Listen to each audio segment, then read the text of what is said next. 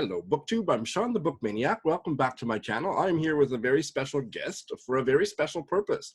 I'm here with Kim of K. Becker's Books. Welcome back to my channel, Kim. Hi, thanks, Shawn.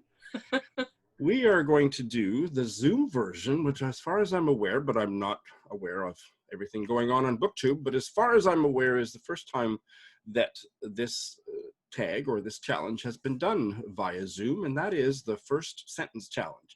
I actually didn't find who created it, if it is a tag or whoever brought this to BookTube, but I saw it on the wonderful channel She Wants the Diction. I'll put a link to that video in the show notes, and she did it with her boyfriend as a drinking game. And because it's like 10:45 a.m. in here in Tokyo, and Kim rather atrociously says she has no alcohol in the house. I know, it's a travesty. What was I thinking? God, you're gonna have to revoke your BookTube license. Yeah, I'll just turn in my card right now.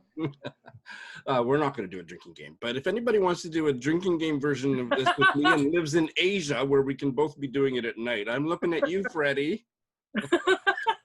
Let me know in the comment section below. So the first sentence challenge is where we take turns reading first sentences of books that our partner has read, because we've checked their Goodreads profile, and we have to guess. Are we going to worry about points at all, or just have fun with it?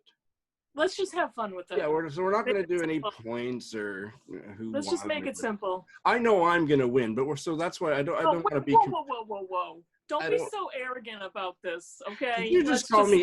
Slow down your roll, buddy. Come on. Did you just call me elegant? No. We're not going to keep track of points, and we're going to give people second and third sentences if they need a little help. And I think we're going to be really generous about, if you can remember the book, but you can't quite remember the title, or trouble with the author. We're going to be very, very lackadaisical in our criteria. Okay. And that's, I think, all we need to say. So, Kim, if I say ladies first, it's going to be really confusing. So that's totally insulting. No, I am no lady. Well, I am, but please go first. Now, are there any caveats? Because I have a couple books that you really hated, and the rest. No caveats about that. Okay, and then most of them that I picked out were ones that you loved. Great. I probably went back like 3 years at the most. Yeah, me too, I think. Okay. Yeah. All right, so I'll go first. Great. Oh my God. And no Googling. I'll put my hands where you can see them. No Googling. And I'm skipping any intros and any prologues. That's great. Okay. Sentence number 1. Mm-hmm. It's a short one, so if you need a hint, I'll give you a hint. Or a second sentence. This is how I recall it. Let me see. Told you it was short. Let me think. This is how I recall it. Yeah, I have no idea. Can I have a second sentence, Kim? Yes, sir. 1930. My mother and I paused on the brick path, and she straightened my uniform, a navy blue tunic dress with a starched white collar, a blue felt hat, and white gloves. Oh, that does sound familiar, but I don't think I know. Let me think. 1930, I'm with my mother. I give up. Oh, no. You want a third sentence? Okay. Why not? I clutched my toy dog, the one upon whom I had heaped all my guilty love, since my mother told me I didn't appreciate the things she bought for me. And this was one of your 5 stars. One of my 5 stars? Oh, my God. No, I give up. I have no idea. It's The Strays by Emily Bitto. Oh, I just read it a couple months ago. Now, the other thing I wanted to tell BookTube is I picked out books that Shawn rated on Goodreads that I want to read. I have read none of these yet, so these are all on my own Goodreads TBR. No, I did not remember the opening to that novel, but I just read it. I started it for Aussie April. I think it took me a couple days to finish. It was a 5-star read for me, and if you are interested in art, that would help, because it's very much about art and art movement and eccentric artists. And it's about the protagonist who we just met, who I didn't remember that, because it's funny. she kind of gets adopted by this really free-loving artist's family. Yeah, And we that's what barely I heard. have anything to do with her, very straight-laced Right. family. And they start almost like a commune, and she's witnessing it, but she's too young to understand. And so it's the narrative about all of that through her eyes, I thought was really well done, because I don't always, Yeah. in fact, I usually don't like a child narrator, but I thought it was very effectively done. I recommend it very highly. Good, because it's on my TBR. You It's on should my give- Goodreads you list. should give it a try. You next. Let's go. So first one, here we go. But first, Rue was born. Oh man. Ugh.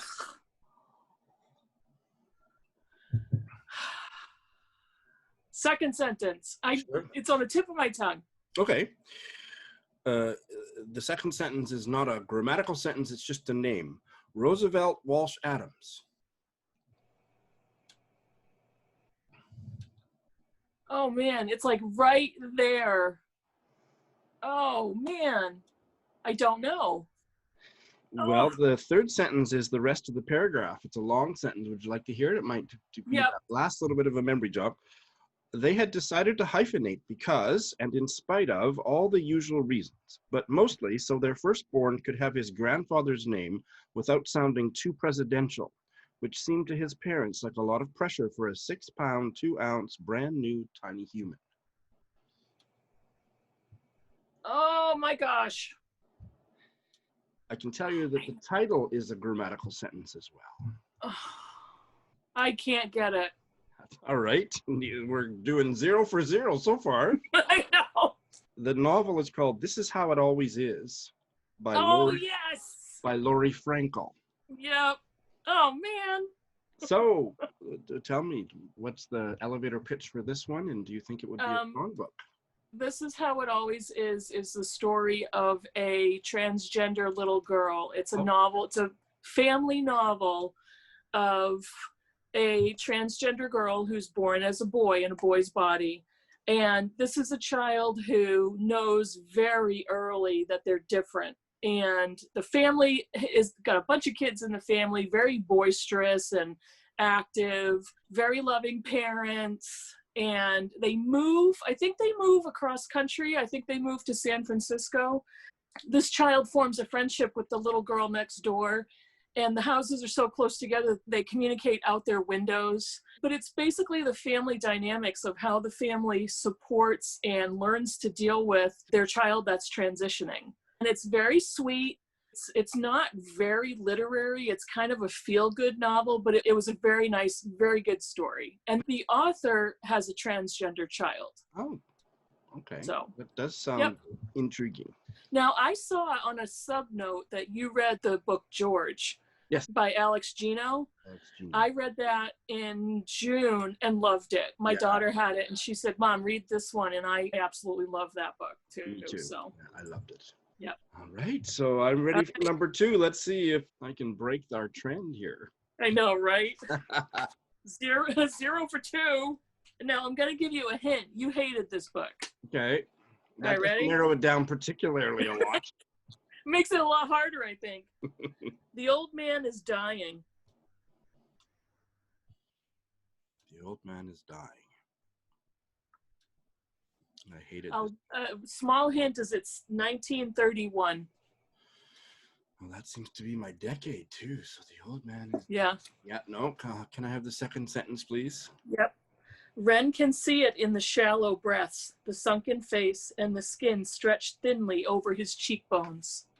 And can you give me that person's name again? Wren? Wren, R-E-N. Nope, no idea. Try one more sentence and then give up. Yep. Another hint is BookTube Prize. Oh. Let's see. Irritably, he beckons the boy over, and Wren, his throat tight as though he swallowed a stone, throws open the second-story window. Well, I know of a BookTube Prize book that I hated, but this does not ring any bells with that, and that was the... Oh my God. So I loved one novel by this guy, and the novel that I loved was The Heart's Invisible Fury. So John Boyne's And the one that I hated was Ladder to the Sky. Ladder to the Sky. Is that the opening to Ladder to the Sky? No. Okay. This is a female author. Do you give up? I give up, definitely. All right. The Night Tiger by Yangtze. Oh, I should have clicked on that. Yes, I just read it. Yeah, no, it was... I think you gave it 1 star. I hated it. It was just YA crap as far as I was concerned, and it had supernatural tigers and stuff. Yep. It was not for not me. Many people loved it. I think I'm sending my copy to Freddie. Yep. He will enjoy it. You haven't read it? Not yet. Does it sound like a Kim book? I do like magical realism if it's done well, and I like fantasy, but if it's got more of a YA tone, I will probably not like it. I want something more in my novels, and even if it's fantasy or magical tigers, I might like it as long as it's written well.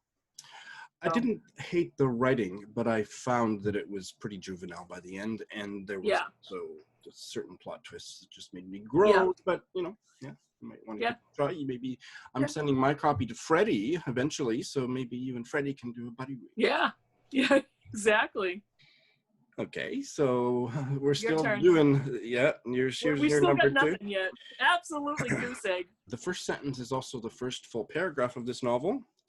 The boys, as they talked to the girls from Marcia Blaine's school, stood on the far side of their bicycles, holding the handlebars, which established a protective fence of bicycle between the sexes, and the impression that at any moment the boys were likely to be away. Is it the prime of Miss Jean Brodie? Yes! Yes, I got one! You got one! Woohoo! Great.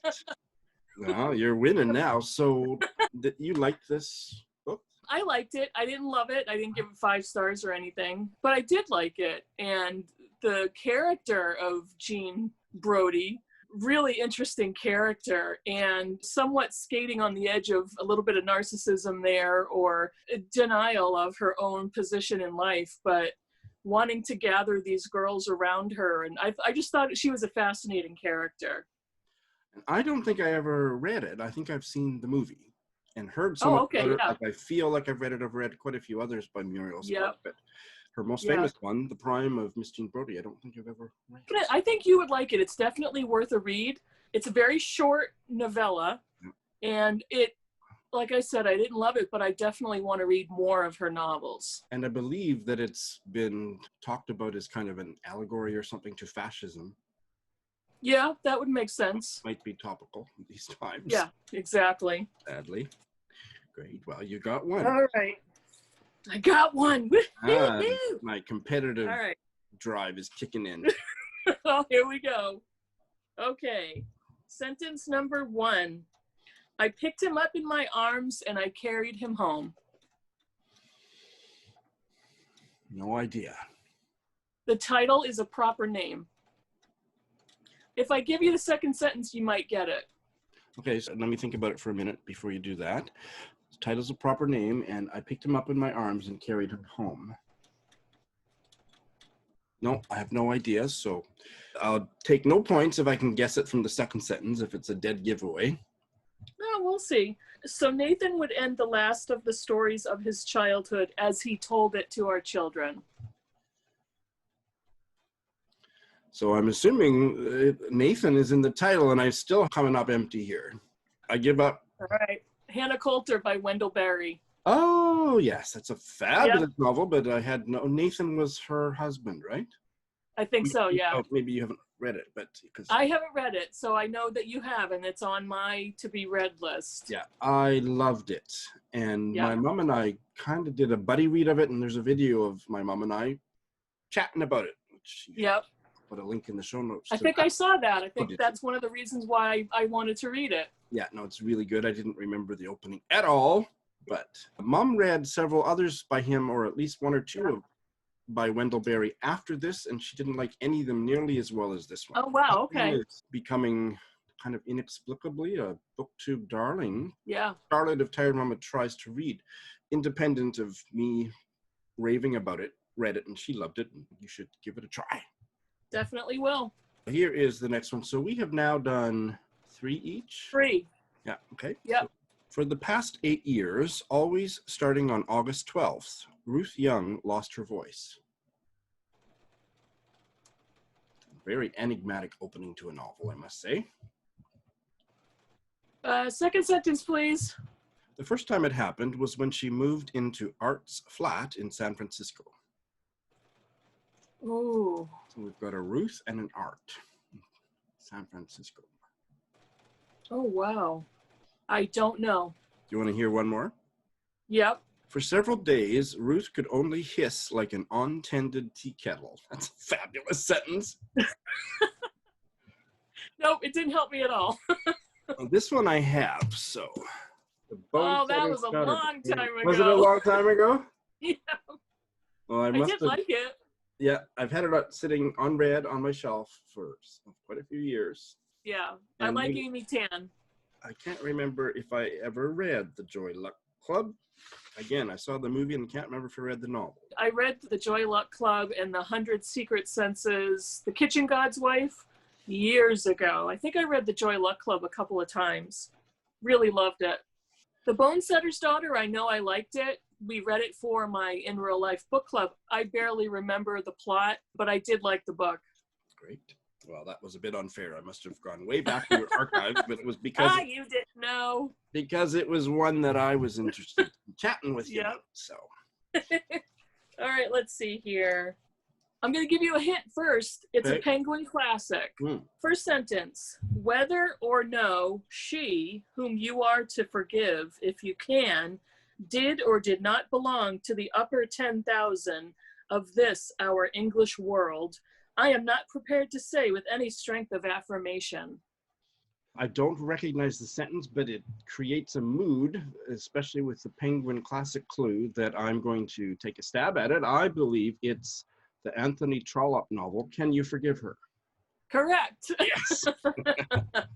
Which is definitely hands down my favorite Anthony Trollope novel. Yep. I've got a few of his books, and this is the one I wanted to read first. That is the first in his Palliser series, and I loved it so much. It's one of the few Victorian novels that there is a scene in this novel that actually made me almost cry. Victorian fiction doesn't usually move me emotionally. It's too old. Yeah. I love Victorian literature, but it doesn't usually get me in the heart. And there's a scene here that did. And then I bailed on the second one in the series. Oh, okay. Boring. And one of the main characters, female characters here, Lady Cora, I believe, was largely absent from the second one, and it was just a bunch of boring politicians. But this one is very special, very special. Have you read other Trollops? I have never read an Anthony Trollope, and he's all over BookTube. Everybody on BookTube loves him. I have to say I haven't loved so many of them, but this one is one I did love. So. Yep. Well, we're now neck and neck.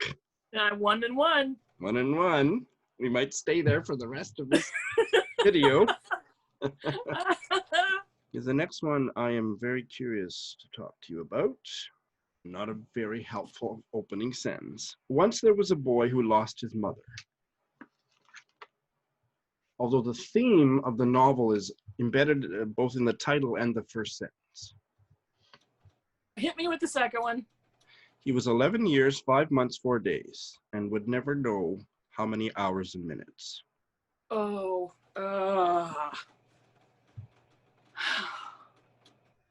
that's not Shuggy Bane. It's not. But I remember that sentence. The third sentence might nail it for you. Okay. The state troopers came to the apartment around midnight, but the accident had happened earlier. A Little Life? No. No. No, I don't know. Grief Cottage by Gail Godwin. Oh, yeah. So I've been curious about that one since it came out. I did really like that one. It was a little disjointed, the way she wrote the story. I really like Gail Godwin's writing, but this one, the narrative was very jumpy. The book was simple to read, but I didn't get enough depth out of that book, considering what the tone was supposed to be. Okay. She added some weird plot devices in there, but it was an okay book. Okay. Well, it just wasn't deep enough for me. I should say that all of the ones that I have done so far are available to me as an ebook on Scribd. So these are books that are easy for me to try. All right. Will you look at us by the river? Will you look at us by the river? Oh, Will you look at us by the river? Sure. I'm going to, I think I know this one, and just let me grab the title out of my brain, the title and author. It's the Australian novel that I read that at the same time that Greg read, and he bailed 100 pages to the end, and you and I both loved it. Now just Tim Winton, Cloud Street. Yes, exactly. Yes. Damn it, you're winning. Not for long, I'm sure. Yeah, that opening chapter is very distinctive, and the voice is right there in the first sentence. Yeah. Now, I haven't read this one yet. I've read two other Tim Winton books. This is one of the ones that I want to read. Yeah, I think you'll love it. Yep. I actually really love his writing. Yeah. And I had a conversation with some other people, and I may have actually had a similar conversation with you about whether he's misogynistic or not. We did have that conversation, and this is a good place for me to say that I will put a link to our bookish chat video that we did 6 months ago in the show. So great. All right, good one. The next one I only put in the first sentence, so I will dig up more sentences quickly if need be. So here's the first sentence. At the little town of Vevey in Switzerland, there is a particularly comfortable hotel. Daisy Miller by Henry James. Yes. Yes. Didn't need to go pull up the rest of it. I don't like Henry James. Yeah. And I think a lot of it is because I took a graduate English course in him. It was a James, Wharton, and Cather. And I for some reason, Edith Wharton has escaped the taint that I have for James and Cather. That class was pretty good, but I hated grad school in English. I hated it so much. But I can't remember if I studied Daisy Miller. It's a short one, right? Yeah, it's a novella. And you liked it? I did like it, and that was my first Henry James. And I bought Portrait of a Lady shortly after that, and I would love to read that one. But Daisy Miller was very good. It was a really good, short, brief look at characters, and in that very short amount of space, I think he did a really good job of characterizing those people. It was too short. There's a lot of opportunity to develop that story, but I really did like it. I think you would like it. It might be one that I might try, but I'd probably wait another decade or two to see if the taint of the autobiographical issues. Yeah. But I just find he reworked most of his books to make the syntactical, grammatical style of his sentences more and more abstruse. And I just can't stand that. Yeah. His writing. There's one novel that he thought was for some reason he thought was inferior, so he didn't revise that one, and that's my favorite by him. It's the one about lesbians. It's about Boston marriage. The Bostonians, I believe it's called. Oh, I was going to guess that. That would have been a good guess, eh? Yeah. Yeah, the Bostonians. Yeah, it would, eh? He didn't revise that one. He didn't consider it worthy of his revision, and that's my favorite. Oh, okay. Now, how do you feel about Willa Cather?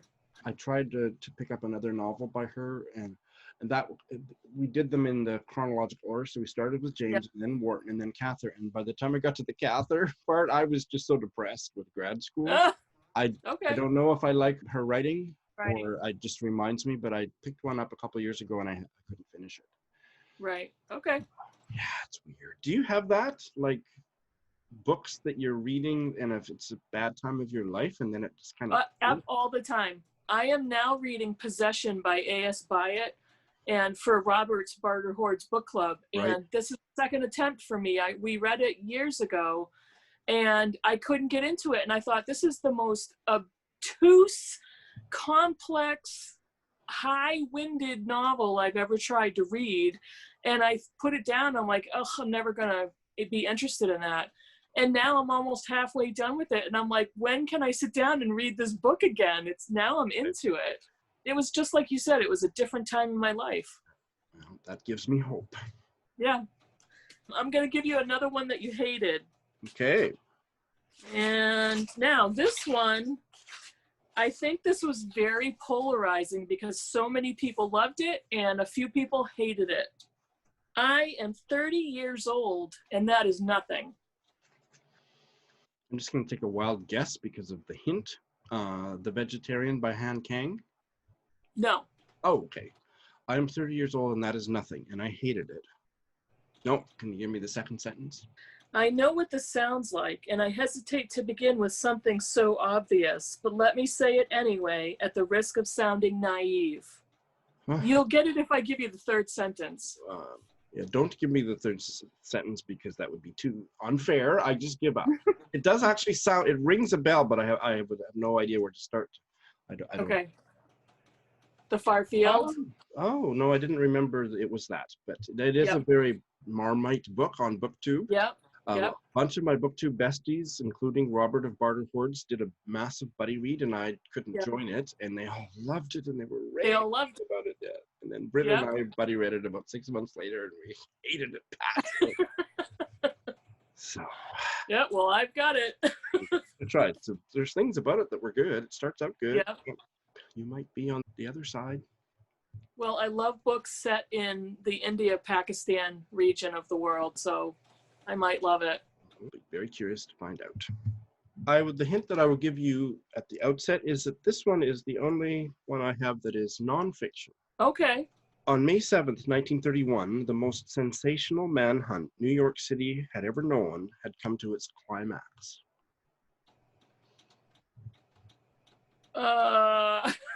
1931, manhunt in New York City? Second sentence, please. I'm worried this might be one that I dug up in the bowels of your Goodreads. I don't remember. My Goodreads has bowels. After weeks of search, Two Gun Crowley, the killer, the gunman who didn't smoke or drink, was at bay, trapped in his sweetheart's apartment on West End Avenue. That's nonfiction because I have no idea. And actually, the way this book opens is not, if you don't remember the way it opens, it's not going to help you guess, but I have a third sentence if you'd like it. Sure. 150 policemen and detectives laid siege to his top floor hideaway. I'm stumped. Yeah, well, it's probably not a fair choice on my part. How to Win Friends and Influence People by Dale Carnegie. Oh, I hated that book. Did you? Yes. And that's why, boys and girls, Kim has no friends. I can't influence anybody and nobody likes me. I have never had any interest in reading this book, but why did you hate it? I had to read it for a class, okay. And it was like some management or some leadership class, and just it was so cheesy and outdated, and it's like, oh, give me a break. It was, much of it was common sense, and there was a point where I was taking MBA courses, and I was not a good fit, and I started to block out all kinds of stuff, and I just couldn't stand it. It was purely by assignment that I had to read it. I don't even know how many stars I gave it, but I don't have that here, but yeah. No, was not happy with that book. Now, would it help if I gave you the publication date? Let me try it blind, and then I'll ask for it later. How's that? All right, here's sentence number 1. The old house hunkers on its hill, all peeling white paint, bay windows, and spindled wooden railings overgrown with climbing roses and poison oak. Ooh. I'll take that hint now. It was published in 2017. Oh, okay, so it's fairly recent. Yep. Second sentence, please. Rose runners have prized off clapboards that now hang snarled in the canes. Starting with the house, and it's from 3 years ago. No, I give up. You give up? Yep. It's My Absolute Darling by Gabriel Talent. This is my library sticker because it was a library sale book. Okay, no, I didn't remember that opening, but the writing was beautiful, and it's for the most part, a beautifully written book, descriptions of nature. I didn't remember. That does describe the house, though, yes. Yeah. So this is a very controversial book, and I loved it. The ending is terrible, but I still gave it 5 stars because it's his debut.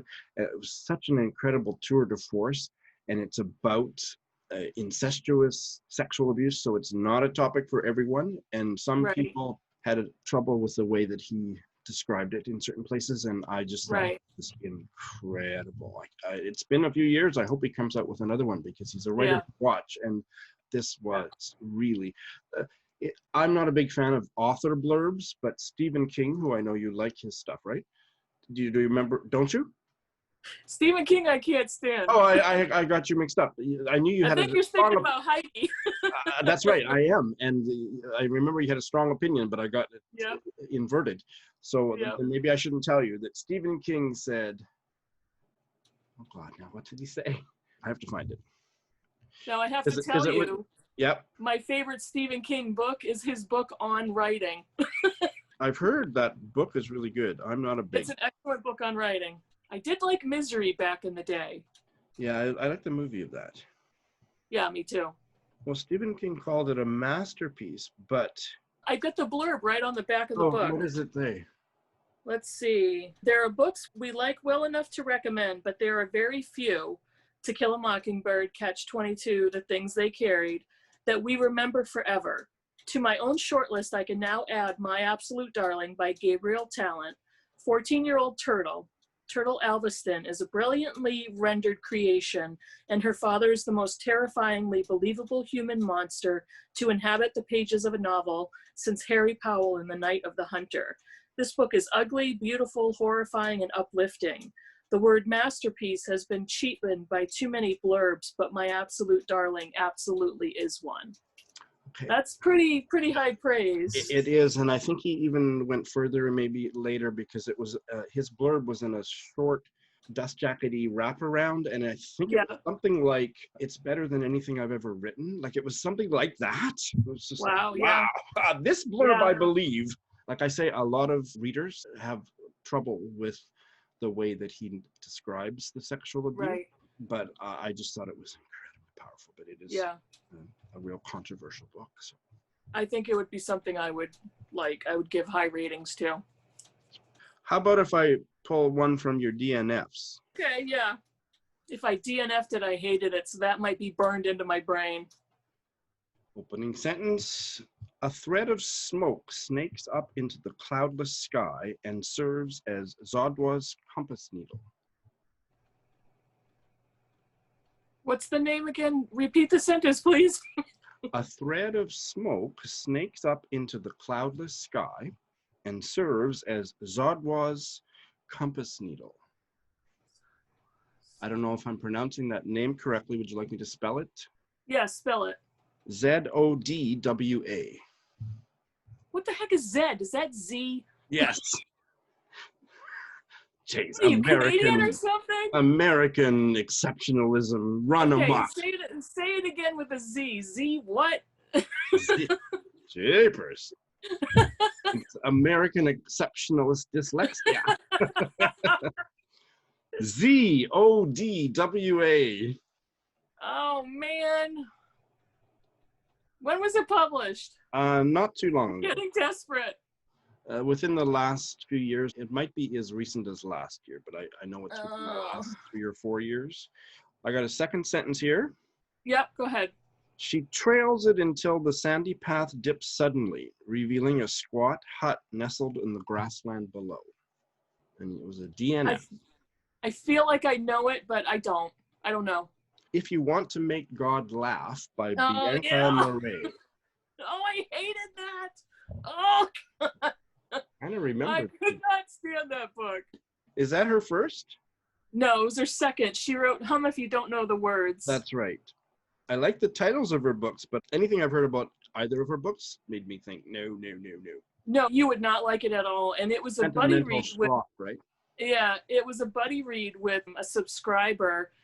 And I read 50 pages and I just like, this is garbage. Look, I had to send her a message. I'm like, I'm so sorry. I cannot stand this book. And she had read a little farther than me and then ended up actually DNFing it shortly after that. One of my biggest pet peeves in novels is cliches and similes and stereotypes. And in the first 50 pages, they contain all of it. And I was done. How long have you had this really serious problem of bailing on books? Who are you talking to, mister? What do you mean, me? I learned it from watching you. The pot calling the kettle beige. No, honestly, there was a point in my life where I thought I had to finish every book. And this was a while ago. And we talk about this in my book club, too, that it's like, it's not Toy Story. Books do not have feelings. They don't care if you DNF them. Right. And I learned a while ago that life is way too short to read crappy books. And I feel no more guilt anymore. And I can usually discern very quickly if it's going to get any better and if I'm going to like it. Once in a while, I get halfway through and I say to myself, this is not for me. But that was a book I threw very quickly. Awesome. All right, you want your last one? Last one. By the way, where are we with our points? Are we 2 and 2? 2 and 2. This could be the tiebreaker. Maybe I should pick a harder one. Oh, I'm going to screw it up for sure. Well, this is a newer book, so it might be, more forefront in your brain. Okay. That's a great assumption that my brain has a forefront. No, this book has a prologue, so a prelude. It has a prelude, and I skipped that. Thank you. Sentence number 1. What we have here is a truck cruising along on a hot July night with a small unmarked package strapped to the underside of the wheel well. That is Ohio by Stephen Markley. It is. Yes. Damn it, you got me. Because that's such an important part of the plot. So that's okay. I didn't remember that was the first sentence, but that is so central to the story. So I'm sorry I won. Now you have it, so you haven't read it. Nope. I had it long before you reviewed it, and based on your review, I'm like, oh, I got to read this book. Yeah, I think you'll like it. And you might remember in my review that I hated the first chapter and considered bailing. And thankfully I didn't, because from chapter 2 on, I don't know why the writing is so bad in that first chapter. And in fact, it might have been in the prologue that you skipped, because it's really well written and emotionally powerful story. Oh my God. One of the few books where the sexuality is very explicit in a way that is absolutely, for me as anyway, absolutely not gratuitous. Okay. Yeah. I'm so excited to hear what you think. Well, Kim, this was fun. And can I do a little victory? Do you want to see my superior? Now I'm pissed because you won. My superior dance? Whatever. It's got to be the Canadian genetics. That's right. It's something better educational system. It's a Z thing you wouldn't understand. Oh, all right, eh? Let's do this again. Poser. I resemble that remark. Kim, it's been a delight. Yeah, this was a lot of fun. Thank you for suggesting it. If we ever find ourselves in more similar time zones, we will have to do the drinking game version of this. Yes, absolutely. And those of you out there, why don't you, this is not a tag, but it's a fun challenge. And now that we're all using Zoom, you can do it with anybody you please. Yep. Thanks for watching.